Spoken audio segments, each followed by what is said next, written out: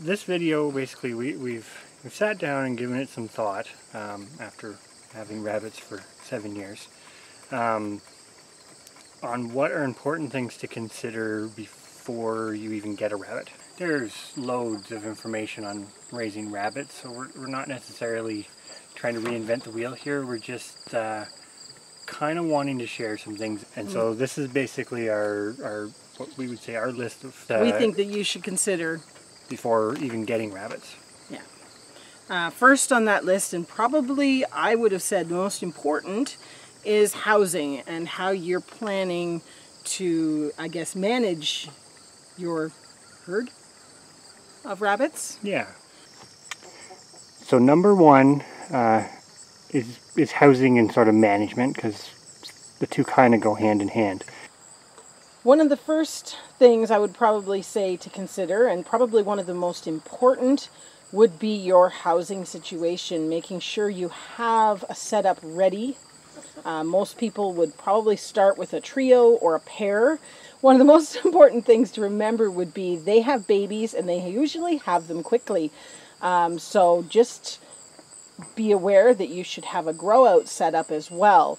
Starting them off in the small cages works, but within about 2 weeks they need that space or you won't get the growth that you're hoping for in a meat rabbit.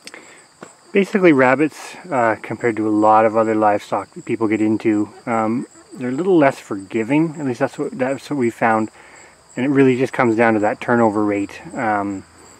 You can find somewhere to stick some chickens in a yard or let them free range, etc. But generally speaking, those aren't options with rabbits. So you pretty much have to have it planned out how you're going to deal with them before you get them. With rabbits, infrastructure is important. So obviously a good pro to rabbits is you can raise them in small spaces, and that is true compared to almost any other livestock, with a few exceptions. But it still requires some thought.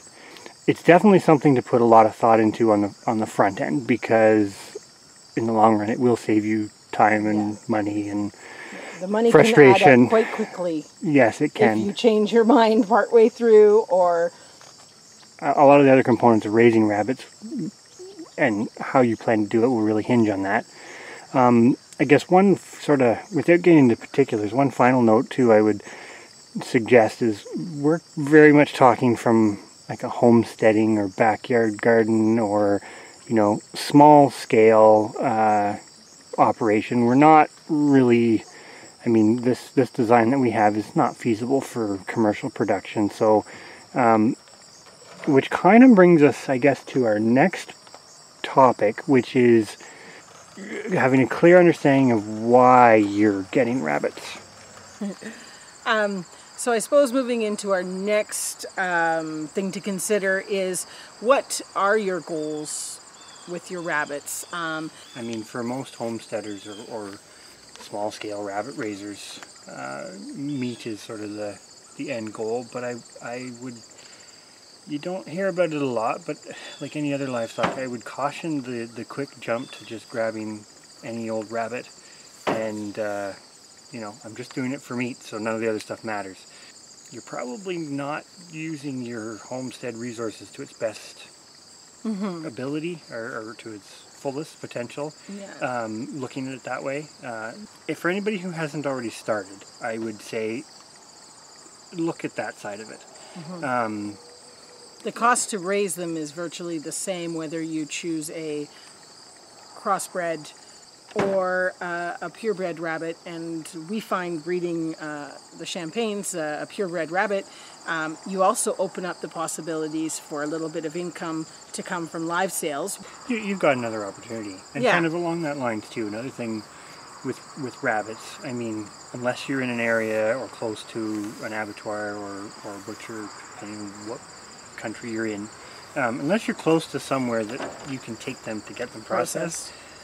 One really big thing to consider with rabbits, again, kind of unlike a lot of livestock, is you're probably going to be doing every step of the process. Rabbits aren't exactly like like poultry, for example, where you can buy from a hatchery every year and, you know, raise out a predictable number. Pretty much, if you're getting into rabbits, you're breeding rabbits. You're breeding rabbits, processing them. And doing all of that on your own. So, kind of, again, like I say, these topics, they all kind of tie into one another. I mean, housing is directly influenced by your goals, which is directly influenced by how many rabbits you're breeding, which again goes back to the, if you have surplus or you're looking to bring in extra income, etc. You know, having purebred rabbits or looking at other ways to diversify too. So yeah, I think sitting down, I mean, we're big planners, but sitting down before you even get them, probably over planners. That's very true. Sitting down and thinking about why you want rabbits, and what you're hoping to get out of the rabbits. A list even is a great idea. Before you even bring the first rabbit home. Yeah. Now that having a game plan. Yeah, having a game plan. Now that kind of brings us, and we sort of touched on it a little bit, to the next topic, or the next consideration that we would recommend is putting some thought into picking a breed. So this brings us kind of to our next thing with the choosing a breed that works best for you. There's many different factors that kind of come into that. You know, if you're going for maximum production and you want to have 12 or 15 kits in a litter and be able to breed every 4 or 5 weeks, you know, maybe the New Zealand is a great option. Another very nice breed is the Californian. You know, and that's one that we actually did consider before we decided on the champagnes, by fluke almost. But for us, the D'Argent rabbit really worked. We liked the docile nature. They are very easy keepers, very hardy rabbits. I mean, you saw the hutch that we showed at the beginning there. That is our bunny's homes 24 months a year. 12 months a year. You know, it works great. They're hardy for that. That's definitely something to consider is, you know, the needs of that bunny. I would even say don't necessarily, depending on your situation, the space you have available, etc. I mean, there are numerous good meat breeds available and out there, depending on your area. I mean, not everything's available everywhere. But there are a lot of other breeds that historically were, you know, they're not classed as meat breeds, but if there's something that appeals to you, I think looking at different breeds and trying to come up with a breed that you want to raise for the purposes that you want, pick something that you enjoy, because rabbits do take a lot of daily hands-on time. No, you're maybe not physically picking the rabbit up every day, but you're doing everything every day for the entire time you have that rabbit. That rabbit is a completely dependent on you animal.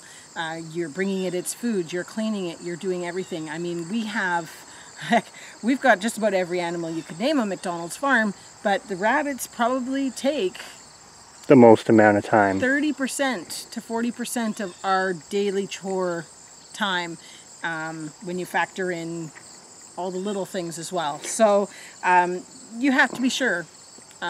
So picking something that you enjoy. Well, first of all, it's probably good if you just cute little bunnies. But yeah, and I will put a note in here too. You'll see kind of in future videos, and maybe already getting a bit of a flavor for this, but we're pretty big on trying, where possible, to pick breeds of even vegetables and livestock, etc., that sort of suit the purpose, because a lot of these animals, people committed to keeping those breeds going, they disappear. And a lot of these things, I mean, they're adapted for the homestead environment.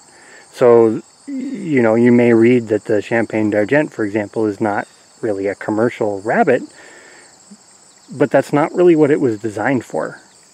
Rabbits, there's tons of information online, there's excellent books, there's forums, there's YouTube videos, there's information overload. And you will find conflicting information, you'll find excellent information, and sometimes you'll find information that is just like, what was somebody thinking when they posted that or wrote that or whatever.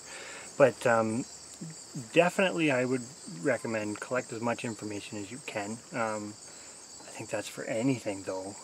And again, we admit we are overthinkers. Overthinkers often talk ourselves out of stuff.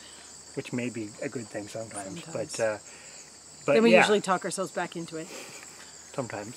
Spend some time, do some research. I mean, you never really know if something's for you until you have tried it. But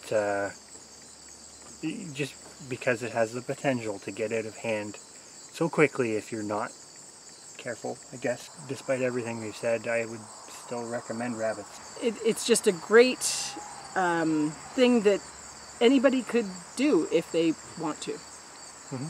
And pretty much everywhere, because even if you live in town, yeah, you can likely have rabbits. but check your bylaws first. Yes, always check That's your another bylaws. story for another time.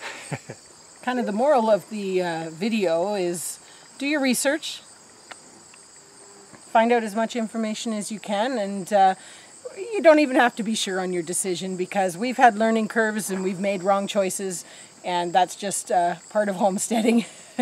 But if we can save you a little bit of money and give you those little bits of advice, that's what we're here to do.